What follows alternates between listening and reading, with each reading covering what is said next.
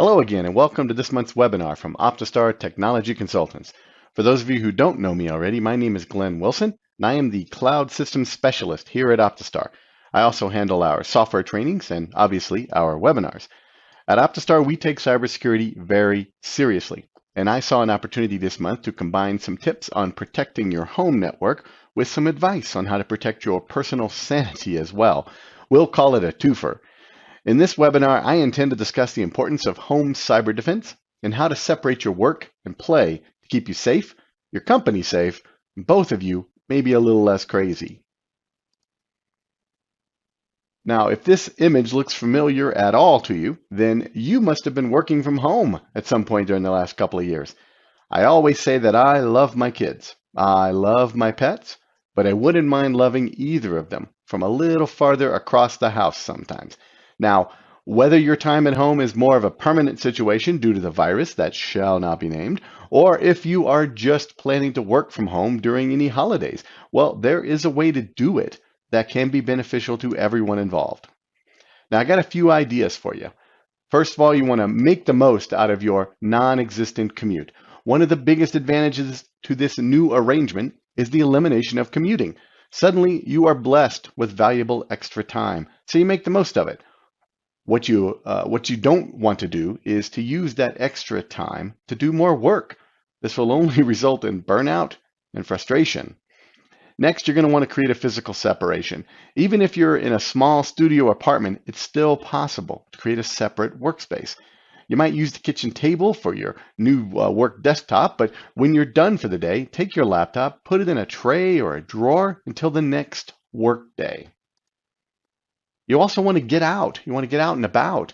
The exercise and the quiet can only do good things for your mind and body. Now, my dog has been the biggest beneficiary of my current situation, and she sees no reason for it to end. Cats, on the other hand, they're ready for you to get out, get about. They're ready for you to get out of the house for a while. Give them some space. Establish your boundaries. Communicate with your clients, your teammates, what your work hours will be, and then stick to them. And lastly, you want to lower your expectations. Nothing has to be perfect, and you need to be okay with the fact that something has to give. Now, if you're working from home, and I say that in quotations, ever involves working on a home computer, then you should know that the first rule in IT is that, like Las Vegas, whatever happens on your home computer needs to stay on your home computer. Home computers, especially those shared with the younger members of your household, they tend to be filled with nasties, things that get downloaded but never discussed. Games with trackers and pop-up ads, weird unknown errors that just start showing up after your son finishes that book report. Web browsers being redirected when you search for things. To protect yourself and your company, you should use separate browsers for work and play, or else, well, you could find yourself in a load of trouble. Now, most computers come out of the box with a default browser, Microsoft Edge on Windows or Safari on a Mac, but you can always add another browser to your computer if there isn't one already added. Now, the most famous, of course, being Google's Chrome browser, or maybe less well-known but a lot less used, Mozilla's Firefox. Consider using one browser for home and another for work. Maybe Chrome for the family, Edge for the office. Whatever you choose, this step alone can be a valuable protection of your work usage from your home usage. But if not separate browsers, at least consider using multiple profiles in your preferred browser. Now, both Google Chrome and Microsoft Edge make it very easy to create multiple profiles within a single browser. And there are so many benefits of multiple browser profiles. They help you separate your life and your business. Each profile will save its own passwords and logins. You get different bookmarks in each profile. This is my personal favorite. You can be logged into the same site with two different accounts at the same time, like your personal Gmail in one profile and your biz Gmail on the other. You get different extensions, so each browser profile can run different add-ons. And you get different settings. So maybe you can make the home profile a little more secure to protect the family. In short, you should do this. Now let's see how. So for the purposes of my demonstration today, I'm only going to work with Google Chrome and Microsoft Edge, but you should be aware that other browsers will have similar steps that will allow you to do this exact same thing. But let's start with Chrome. You can see on my desktop here that I have a single shortcut for Chrome. So I will open that shortcut. Now this will open to my default profile that I have set up at installation. You can see this in the top right corner by clicking on that little profile circle. If you've logged into Chrome with a Google account, then you will see your Google account settings here. There's also a little pencil icon that will allow you to edit the settings on this profile as well. Now if you look at the bottom of this pull-down menu, you will see there's a section called Other Profiles. And now there's a guest profile by default, but we want to create a full use profile. In this case, we're going to say for the kids to use so that they can have their own browser. So I will choose the add option. Now this opens the new profile wizard. You will have the option to sign in with a Google account, which will enable you to set up password and bookmark syncing. You don't have to do this step right now though, so you can always do it later. And I'm going to choose to continue without an account option for right now. Now you can assign a name to this profile. Since I'm creating this for my kids, I will call it simply Kids. But you can name this after a particular kid or even a client or your company if you want this to be a separate profile for anything else. It's entirely your choice at this point. I work with so many different clients that I have a profile for each of them in my Google Chrome and my Microsoft Edge setups. Now you can also have the option of choosing a color theme down here. For your new profile so that you can match it to its intended use. And lastly, there's the option to create a desktop shortcut that is checked by default. Now I'm going to leave that alone and just click Done. So you can see in my taskbar now that Chrome has opened an entirely new browser, complete with my chosen color theme and profile picture. Now let me close both browsers. There we go. And you can see that on my desktop, I now have two shortcuts on my desktop. My original has been renamed to match the name of that profile, and the new profile is set up with its own shortcut. Easy peasy. Now, let's say you wanted to remove that profile. Well, you would just follow the same procedure, but this time you want to click the little sprocket icon here next to Other Profiles. Find the profile that you want to edit or delete in this case. Click the three-dot menu and choose Delete. You'll be prompted to make sure this is what you want to do and everything that's going to be deleted. I'm going to choose Delete again, and it's gone. Now, if I were to go back to my desktop, you'll see I only have my original icon, and it's been renamed to just Google Chrome. So let's show Edge really quickly. Because Edge and Chrome are essentially built on the same foundation, they are similar in how they function, but not identical. And you will still click this profile circle up here in the top right corner and choose the Add Profile option. But here's where they begin to differ in the setup though. You'll get an additional prompt here where you can just click Add Again, and once again a new browser is opened. And you are asked to sign in with a Microsoft account, or you can once again choose to continue without signing in, which I will do. And that's it. No configuration options are presented to you like in Chrome. If you want to configure your Edge profile after you've created it, you have to return to the profile circle in the top right corner, and now you would choose this blue link here that says Manage Profile Settings. Now, I do like this part though, because here it actually opens up a full profile settings tool where you can completely set this profile up, not just choose a color and give a name as Chrome offers you, but here you can set every security option that you can imagine, especially if you're setting this up for kids. That's really great. But renaming the profile, it's not very intuitive though. It's just called Profile 2 here right now. So this three-dot menu here to the side, when you click this, you get the option to edit or to remove. If you choose edit, I can now give this my familiar kid's name, and I can choose, in this case, the ninja icon, because you're presented with an options here of several different icons, and click update. Now you can see the profile name has changed. It's named after kids, and I can begin the process setting up all of my preferences and security settings for them. Now, one thing it does not do is rename the browser. In this case, it renames it to Work Edge, my original, but it does not create me a new desktop icon. That part I'm not as fond of. And to remove a profile, you simply come back to that three-dot menu and click Remove. So that's it for the demonstration on creating multiple profiles. Now I'd like to move on to a different safety subject now called privacy. So these days, privacy is a very valuable commodity. It should be at the top of your personal wealth portfolio. And yet, in my nearly 25 years in the IT industry, I am still amazed at the things people will do on a work computer, or worse yet, with a work email address. Nothing you do on your work computer is private, nor should it be. I have been stressing this to people during my long time in the industry. Usually I'm met with a little bit of skepticism, and I'm not sure why. If your computer belongs to your company, then everything on it belongs to the company. If your email domain belongs to your company, then everything in your mailbox belongs to them as well. If you leave the company, you don't get to keep these things. So it seems pretty cut and dry to me that they do not belong to you. They are tools given to you for the purpose of getting your work done. And that's it. So I will say to the world, once again, you should never install personal software on your work computer. You should not search for pornographic images on your work computer.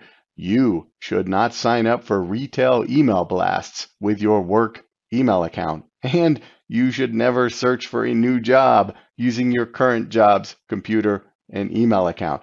I have seen all of these things done over the years and still being done today. All I can say to that is stop doing that. Protect yourself, protect your employer, and get yourself your own computer. Get yourself your own personal email account. One last note on privacy. If you're not paying for something, then you are not the customer. You are the product being sold. The pigs in this cartoon are in for a big surprise one day. Incidentally, this always reminds me of that old saying, the difference between involvement and commitment is like a ham and eggs breakfast. The chicken is involved, but the pig is committed. Now, I'm not saying you should stay off social media completely. I'm just saying remember that when you post something to Facebook or to Twitter, you are giving them something of value, and you are getting little to nothing in return. Now, these kinds of exchanges don't always add up too well for us, so think before you post and protect yourself. A posting that you are moving is an indication to thieves that one or both of your residences are about to be empty. Likewise, a post about leaving for a vacation can be an invitation to bad people to come on over to the house. A post about your recent promotion can give hackers insight into where you work, maybe even a clue as to how to break into that network. Now, are these things likely to happen? Probably not. But just be aware that social media is not set up to be your friend, and it never will be. Now, the most important step you can take in home cyber defense is to protect your network and the devices connected to it from an outside attacker. Even if you don't believe there's anything of value on your network, I can tell you right now that the network itself is of value. I can launch attacks against companies or government agencies from your network and make you liable. I can place applications on your devices that will send out spam emails from your computers. That is until your ISP disconnects you for letting me do it. Protect yourself, protect your network. Every wireless access point is a little different. So while it isn't practical for me to demonstrate the best ways to protect individual particular devices, I can give you some overall tips so you can figure out how to configure them on your own. Or you can always ask your IT department to help you out. First off, encrypt your network. Encrypting scrambles the information sent through your network. That makes it harder for other people to see what you are doing or get your personal information. Now you want to use either WPA3 personal or WPA2 personal.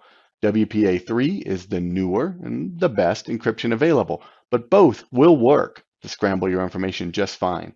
Now older routers have WPA and WEP, which are outdated and not secure.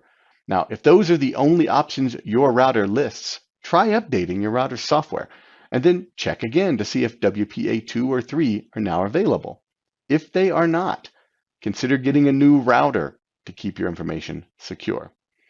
Now you want to change any preset passwords. You want to know how easy it is to find your device's default admin password? Just search for your device model number with the words default password after it. Trust me, very easy to do.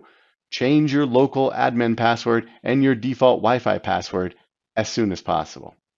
You want to keep your router up to date. Log into the device from time to time. Make sure there are no updates waiting to be applied. If there are, install them so that you have the latest protections installed on the device. Now, if you got your device from your internet service provider, your ISP, like Verizon or Comcast, well, check with them to see whether they send out automatic updates. Now, if you need help doing this step, don't hesitate to check with your IT department for assistance. Number 4, turn off any remote management features. Some routers have features that can be convenient, but weaken your network security. Security itself is always a balance of convenience and protection. For example, remote access to your router's controls allows you to change settings from over the web. WPS lets you push a button on the router to connect the device to the network instead of having to enter the network's password. Lastly, Universal Plug and Play, or UPnP, lets your devices find each other on the network. Well, these features may make it easier to, say, add devices to your network or let guests use your Wi-Fi, but they can make your network less secure. Set up a guest network. Many routers let you set up a guest network with a different name and password. It's a good security move for a couple of reasons. Having a separate login means fewer people have your primary Wi-Fi network password. And in case a guest unknowingly has malware on their phone or their computer or their tablet, it won't get onto your primary network and your devices. Lastly, protect these other devices. Just as hackers can get to your data through unsecured networks, they can also get to your network through unsecured devices. Apply security updates to your phones, your tablets, your gaming systems like Xbox, PlayStations, when the manufacturer recommends it. Now let's talk about checking in while being out. The last topic today, and that is about working while you're on vacation. The number one tip I can give you about this situation is simply don't do it. The fact is that we get so little vacation time in this country compared to the rest of the world that you should take advantage of the time you have, refresh your mind and body. Now, the reality is that this is not always possible. So if you absolutely have to try and get some work done while you're on vacation, then I have a few tips here to help make it possible to be successful at both things. First, set your expectations early. Most of the people we go on vacation with would rather we didn't work at all or work only during times that are good for them. Making them miserable will make you miserable. So you need their support. Weeks before you leave, everyone needs to agree on what kind of work you're going to do and how much. If you get agreement early, no one should be surprised when you step away from the conga line to take a call or check your email before the morning swim. And you will continue to have their support when you keep your word to only work during the agreed times. Set your expectations with your boss as well. Make sure they know your work plan. And above all else, set up an office auto reply in Outlook and in your voicemail system. And in these replies, in your email and voicemail, say how long you'll be away, if you'll be returning any messages while you're out, and who they can contact in your absence. Now, if you do plan to return messages, only do it during the days and times that you've already agreed to. If you start communicating with outside of those times, then people will expect you to be available all the time. Chunk it out, prioritize. Since you're probably not going to get as much work done as you want, breaking your work into meaningful, smaller chunks will help you stay on top of the important stuff. Maybe you'll only create an outline for that presentation and do the final draft when you get back to the office. Instead of responding to all your emails and voicemails, maybe you'll only answer the top 3 before breakfast. Now, plan the work to the plan. Once you have support, managed everyone's expectations, and chunked it out and prioritized, it's time to schedule your work. Schedule your vacation work time like you would any other meeting. Choose the time of day, place your work, and the resources you'll need. Most importantly, don't try to schedule work on the fly or at the last minute. Make your schedule before you leave and make sure the time and place are agreeable to your vacation buddies. Lastly, avoid working on days when you're traveling between places. On those days, you'll be busy checking in and out of hotels, packing, unpacking, and arranging transportation. Now, More unexpected things happen on vacation than during the rest of the year, so be prepared to reevaluate your plan, adjust your work times and expectations. A plan B for a bad hotel Wi-Fi can be getting up early to work at the local coffee shop that has great Wi-Fi. Or a plan B for a noisy hotel might be working at a local library or a secluded spot. If you can't get as much done while following Plan B, that's okay. As long as you have chunked out your work and prioritized, you'll still get the most important stuff done. And lastly, at the end of every work session, let your vacation buddies, your boss, your clients, or your business partners know your plan for the next session. If your plan isn't working, tell them you had to move to Plan B, and you might not get as much done as you and they wanted. Keep managing everyone's expectations about your work throughout your vacation. People will be more understanding when they see that you have a solid plan and are working to that plan. That's all I have for you this month. I hope you found this information useful and my suggestions helpful. If you want to review your home wireless device's settings, but you're not sure how to begin, you can consult your setup manual if you're one of those people who holds on to those things. Or you can search for your model on the web, find out how to access your device, and make those recommended changes. And if that still doesn't work for you, or if you just don't want to bother, you can check with your IT department, see if they could assist you. If they don't know, or are just unwilling to do it, well, then you should maybe consider changing your IT department over to OptiStar, because at OptiStar, we highly value cybersecurity, and we consider your home network to be the front line of defense against attack, especially in this day when so many of us are working from home. Check us out at optistartech.com or reach out to us at 888-782-7003 to see if we might be the right fit for your cybersecurity needs. That's all my time. I hope you all enjoy the upcoming holidays, however you choose to celebrate them. Goodbye until next year, and everyone, stay safe out there.